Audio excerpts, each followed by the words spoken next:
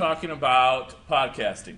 A lot of times we think podcasting as dealing with audio files. Majority of the time, that's what we're dealing with.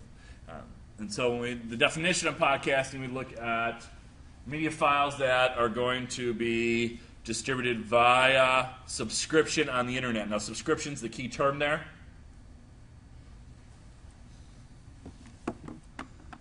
And so like the videos I do on YouTube may not necessarily be considered a podcast because you don't necessarily subscribe to it. And so they look at RSS feeds to tie into a subscription. May contain audio or video recordings. Video recordings, they're also sometimes called vodcasts, as in video.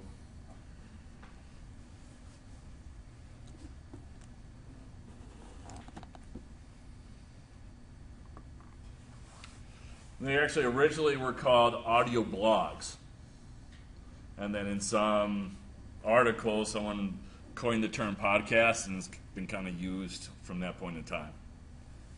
What year was that? Was that like in the 90s? Yeah, something like that. You mentioned it in the book.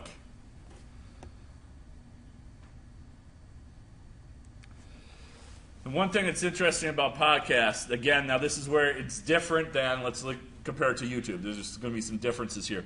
Number one, you can access it 3 different ways. You can play it directly on your computer by hitting a little arrow, the play button. You can download it to a computer and listen to it, that should say offline instead of online.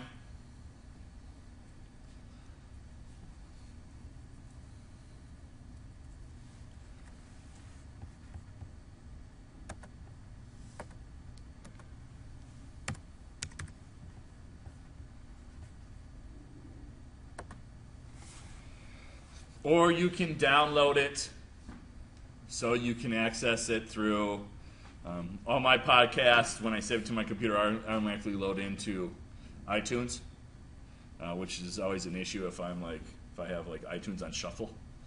All of a sudden I can hear myself lecturing. I'm like, ooh, let's change that. I also get my voicemails there too.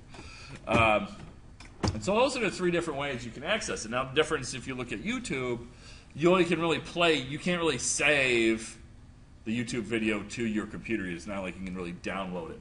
And so that's where there's going to be some differences. When we look at 3 different formats people are using, and this is really, I know of a couple of radio shows and people that were on the air who were let go of some sort of reason, whatever, where instead of going to another broadcast media, they are podcasting from their home. And they're doing their own radio shows. And so there's 3 different shows that you can set up.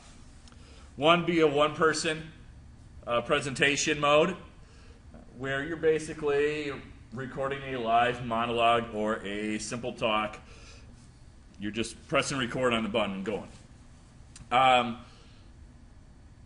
Things that you don't want to do when you are doing this type of format, any of these 3 formats really, you don't want it scripted, because it's not going to be effective. Because what happens when we script something? We have tendency not to give the same inflection, the same emphasis on the right words. We're just reading boom, boom, boom, boom, boom, boom, boom, boom, boom, boom, and we kind of zone ourselves out. Think about when you read a book. I always know when I got to put a book down of, okay, my eyes went over the last 3 paragraphs, but I really don't know what any of it said. You know, like physically I was kind of reading it, but it just didn't correlate there. And so we want to make sure that if we're doing that, that it's not necessarily a scripted talk. You can do a Q&A session that you can set up with one or more individuals, that you can go back and forth with questions and answers.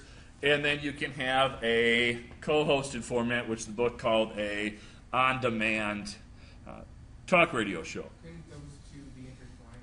You could do it. I mean, they're kind of similar. I think what they're doing, co-host is really saying, is you're kind of doing the presentation piece, just with two people. You know, instead of like maybe like this is more like maybe an interview format. I think that's where they're kind of getting the differences between them. Now, what's the challenges if you're dealing with two people? All right, the biggest thing is worrying about talking over each other. And so identifying, you know, you have to do your pre-show fist fight ahead of time and understand, not necessarily scripted out, but who's going to be talking about what.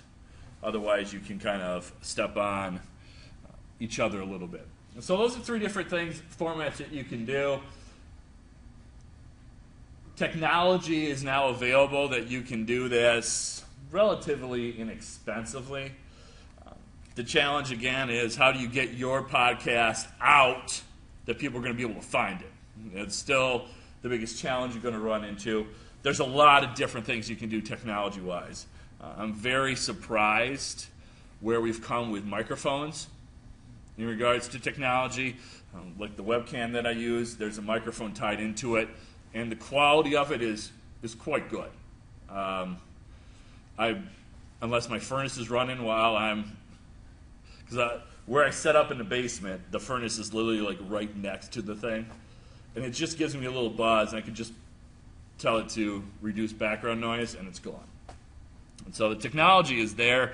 You can go up and you can buy. You know, my next purchase is going to be a $250 microphone. So you can go up and buy some expensive stuff once you move up. But, you know, to get started, you know, the web camera microphone you can plug into your computer, I got it for $60. And a lot of the guests from, usually, you know, from when I started, they wanted to do phone interviews or come in person. Now a lot of them say Skype is now an option. Skype in and, you know, record it on Skype and then transfer it to the studio. Yeah, so there's a lot of stuff out there to make it cost effective for you to do something. There are specific programs out there specifically for podcasting, and what the benefit of that program is going to allow you to do, it allows you to go in and do some editing. And so if you've got you can go in there and take out your ums. You can go in there and squeeze the space and get rid of any maybe dead time or dead space that you might have had. So it allows you to edit it a little bit more. Podcast content is going to be viewed somewhat similar to blogging content. I want to get your podcast for a specific reason. And so generally we're going to break podcasts down into three main categories: instructional, informative, or entertainment-based. And so generally you have a theme that your podcast is going to follow. We're going to, actually let's do that now. We can go to,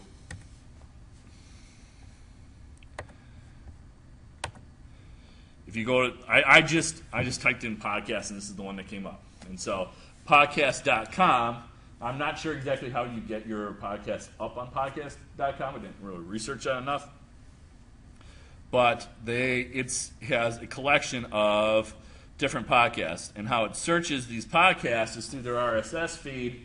If you look at, on the right-hand side here, browse podcast collection, it identifies the different topics you could go for. And so if we did comedy, and so you can see the Adam Carolla Show, he has a podcast out there.